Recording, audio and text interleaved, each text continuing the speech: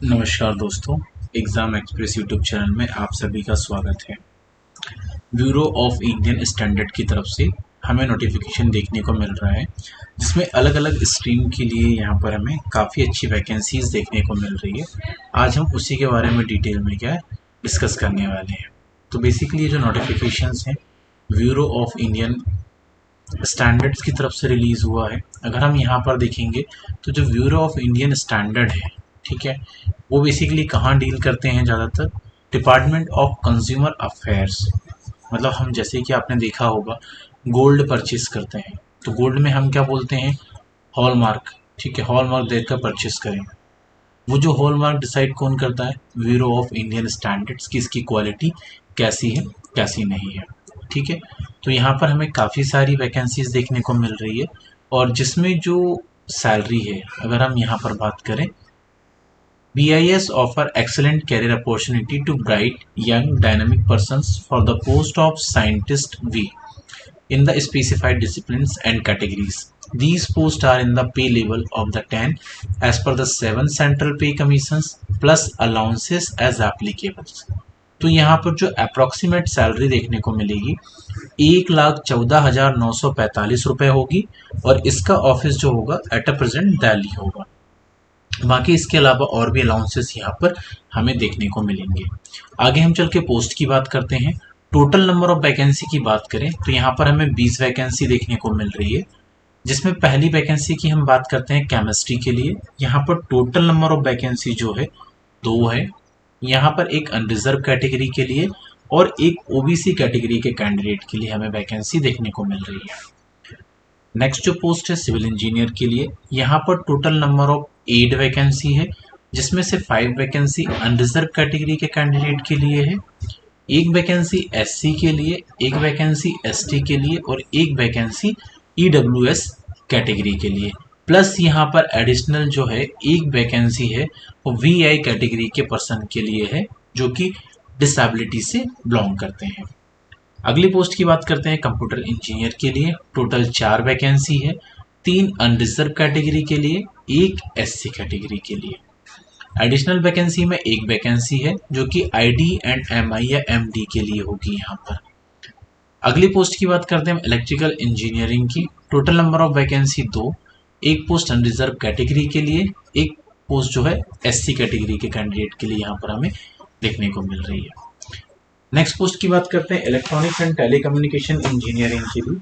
तो टोटल यहाँ पर हमें 2 वैकेंसी देखने को मिल रही है, और दोनों को दोनों जो वैकेंसी है वो अनरिजर्व कैटेगरी के कैंडिडेट के लिए हमें यहाँ पर देखने को मिल रही है।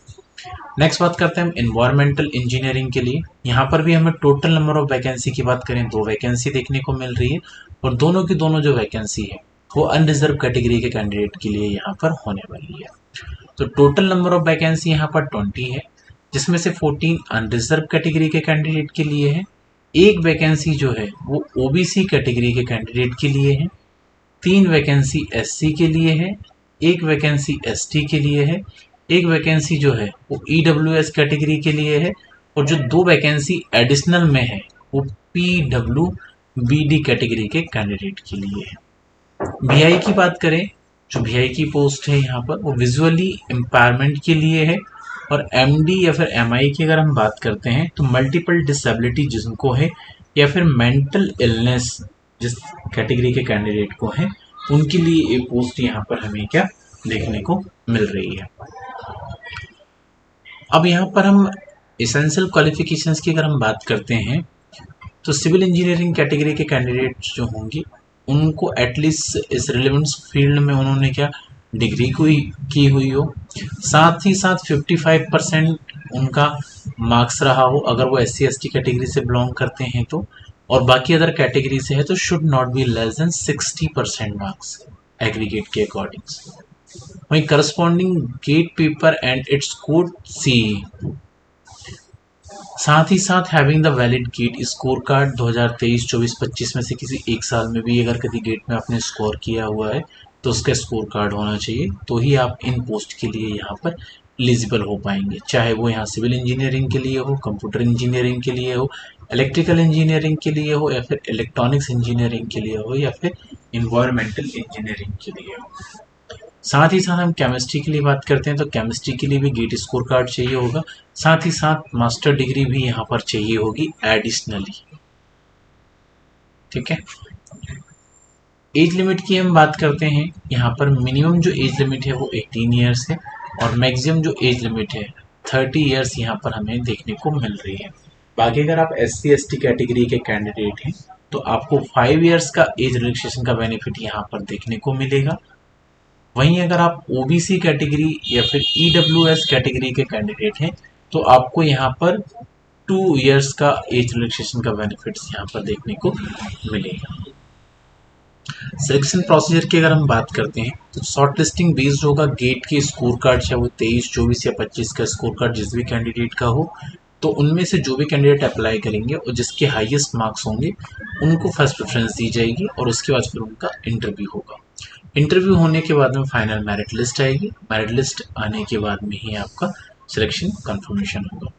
अब अप्लाई करने के लिए आपको करना क्या है, बेसिकली आपको BIS की ऑफिशियल वेबसाइट पर जाना है। आप यहाँ पर आपकी यूज़र आईडी के लिए आपकी ईमेल आईडी, मोबाइल नंबर्स आप डाल सकते हैं। डालने के बाद में आप यहाँ पे अपना रजिस्ट्रेशन कर लें। रजिस्ट्रेशन करने के बाद आप लॉगिन पोर्टल पे चले जाएंगे, देन उसके बाद आप ईजी तरीके से फॉर्म फिल कर पाएंगे। बाकी अगर फॉर्म फिल करने में आपको कोई भी प्रॉब्लम हो रही है, कुछ कन्फ्यूज़न है, कोई भी डाउट्स है या फिर आपको कुछ क्वेरीज है तो आप बेझिझक कमेंट्स बॉक्स में हमसे पूछ सकते हैं। ठीक है, तो ये तो बात हुई अप्लाई करने की। अब यहाँ पर हम पेमेंट की और बात कर लेते हैं। तो इसके लिए there is no application fees. क्या है, पेमेंट जो है नो एप्लीकेशन फीस। बाकी इंपॉर्टेंट इंस्ट्रक्शन जो है एनेक्सर 5 में दिए हुए हैं वो एक बार आप स्टडी कर सकते हैं यहाँ पर। बाकी आप फॉर्म फिल करने से पहले एक बार इस नोटिफिकेशन से गो थ्रू हो लें, सो दैट क्या है ये आपके लिए बेनिफिशियल हो। बाकी यहाँ पर सारी इंपॉर्टेंट चीज़ें हमने कवर कर ली हुई है, फिर भी आप एक बार गो थ्रू हो लेंगे तो आपके लिए बहुत ज़्यादा क्या हेल्पफुल यहाँ पे होने वाला है।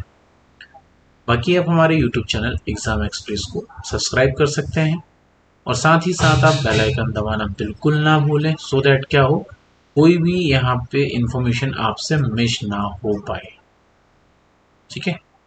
बाकी यहाँ पर हम एक चीज़ और है जो इम्पोर्टेंट डेट की बात है। इम्पोर्टेंट डेट हम यहाँ पे जो फॉर्म फिल होना स्टार्ट की अगर हम यहाँ पर बात करें, बेसिकली फॉर्म फिल होना जो स्टार्ट है वो 3/5/2025 से हो चुके हैं और 23/5/2025 तक फॉर्म फिल होंगे। फॉर्म फिल करने की लास्ट डेट 23/5/2025 है, तो आप लास्ट डेट के पहले पहले फॉर्म फिल कर लेंगे तो आपके लिए बहुत ज़्यादा हेल्पफुल रहेगा। साथ ही साथ आपको कुछ बेसिक डॉक्यूमेंट्स की रिक्वायरमेंट्स होंगी, वो आपको यहाँ पर चाहिए होंगे फॉर्म फिल करने के लिए। जैसे गेट के थ्रू वैकेंसी है तो गेट का स्कोर कार्ड चाहिए होगा, साथ ही ना 10th 12th की मार्कशीट और आपने जिससे भी ग्रेजुएशन या फिर मास्टर्स किया हुआ है उसका भी यहाँ पर क्या है सारे सेमेस्टर की मार्कशीट यहाँ पे लगने वाली है। ठीक है। बाकी आप ऑल इंडिया लेवल की सभी तरीके की जॉब अपडेट्स के लिए हमारे यूट्यूब चैनल एग्जाम एक्सप्रेस को आप सब्सक्राइब कर सकते हैं। साथ ही साथ आप बेल आइकन दबाना बिल्कुल ना भूलें, जिससे क्या हो फ्यूचर में जो भी यहाँ पर जॉब अपडेट्स यहाँ पर आए तो वो आप उसका नोटिफिकेशन आपको क्या यहाँ पर टाइमली मिल जाए। बाकी हम आपके लिए आगे भी और भी जॉब अपडेट्स लेकर आते रहेंगे जो आपके कैरियर के लिए और आपके लिए बहुत ज़्यादा हेल्पफुल होगी। तो आज का सेशन हम यहाँ पर क्लोज करते हैं। Shining of this session. Thank you. Jai Shri Ram.